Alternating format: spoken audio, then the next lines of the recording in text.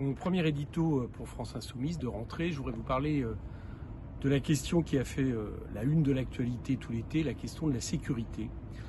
Et je voudrais commencer par dire une chose, c'est que la sécurité est finalement quelque chose de trop sérieux pour être laissé aux mains de gens qui la manipulent, l'instrumentalisent à des fins politiciennes.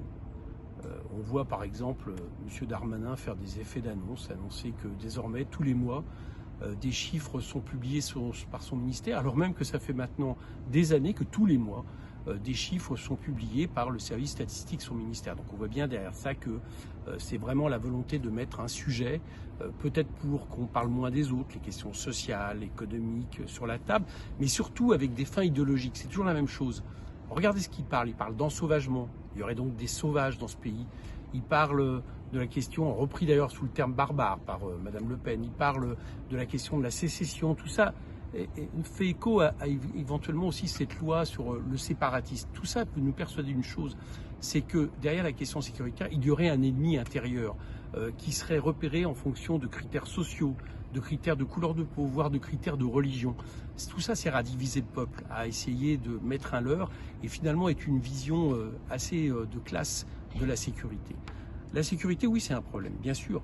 Et c'est d'autant plus un problème que depuis l'emprise de plus en plus forte du néolibéralisme, l'affaiblissement de l'État et donc de ses outils, il y a une insécurité globale pour les Français. Elle est d'abord sociale, elle est aujourd'hui sanitaire, elle est au niveau de la santé, au niveau de l'éducation, au niveau économique. Et puis aussi, il y a, il ne faut pas le nier, les questions qui sont normales de droit de la sûreté des Français. Bon.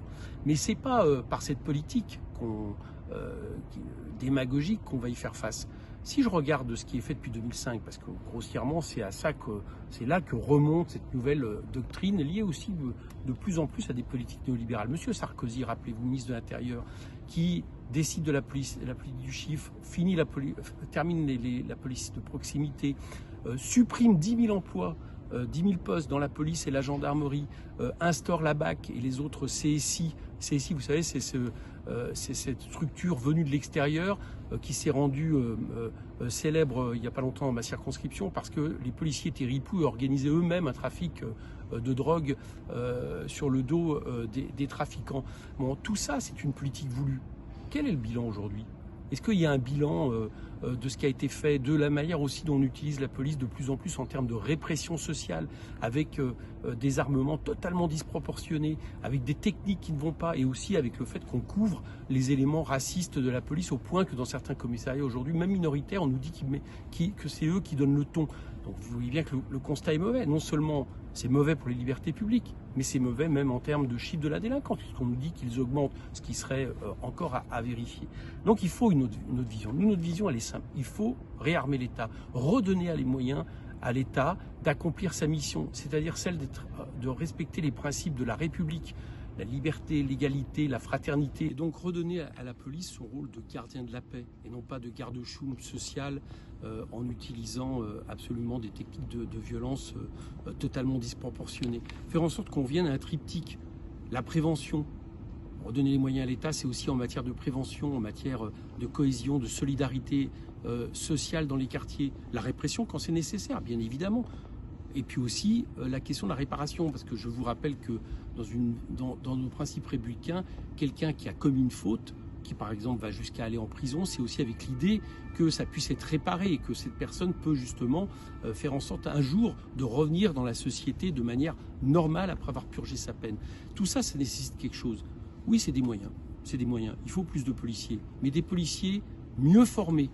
Le dernier grand plan de formation remonte à Jox en 83, notamment sur les questions de discrimination. Le fait aussi, il faut le dire, de purger de la police les policiers qui n'ont rien à y faire parce qu'ils commettent des actes racistes inqualifiables. Le fait aussi de leur permettre de travailler mieux, de rénover les commissariats, le retour à une police de proximité. Le fait de mettre des officiers de police judiciaire en nombre, parce que par exemple, nous ne l'aurons pas. Si on veut lutter contre le trafic de drogue ou le trafic d'armes, il faut mener des enquêtes. C'est moins la présence visible de policiers venus de l'extérieur que d'officiers de police judiciaire qu'il faut. Je résume, une police de proximité du quotidien, pas vécue comme venant de l'extérieur par la population, assurant un rôle effectivement de prévention, de présence, pourquoi pas d'aide aussi, et puis d'agir quand il le faut.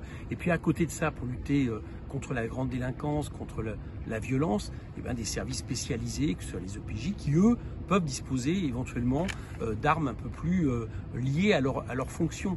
Alors, tout ça, c'est quelque chose qui nécessite une doctrine autre. En finir, par exemple, avec ces contrôles d'identité au faciès. Donc, c'est instaurer le récépissé de contrôle d'identité. Partout où ça a été instauré, la police fait mieux son travail, il y a plus le temps, réfléchit plus à pourquoi elle contrôle. Et puis, on en finit comme ça avec des pratiques de discrimination systémique, comme l'a dénoncé Jacques Toubon.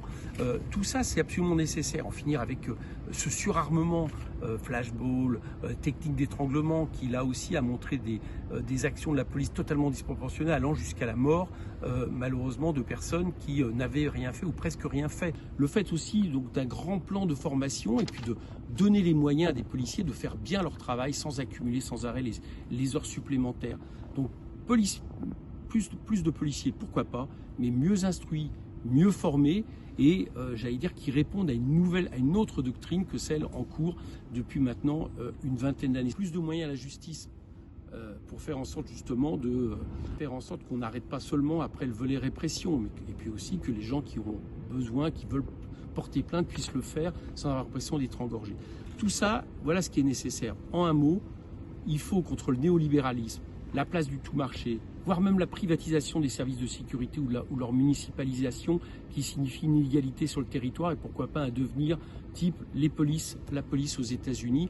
Eh bien, il faut retourner à une vision républicaine de l'ordre public, une vision républicaine de la prévention, une vision républicaine, j'allais dire, d'une police, d'une justice qui ne sert pas à un ordre social, l'ordre social injuste de l'oligarchie, du néolibéralisme. Voilà ce que nous proposons.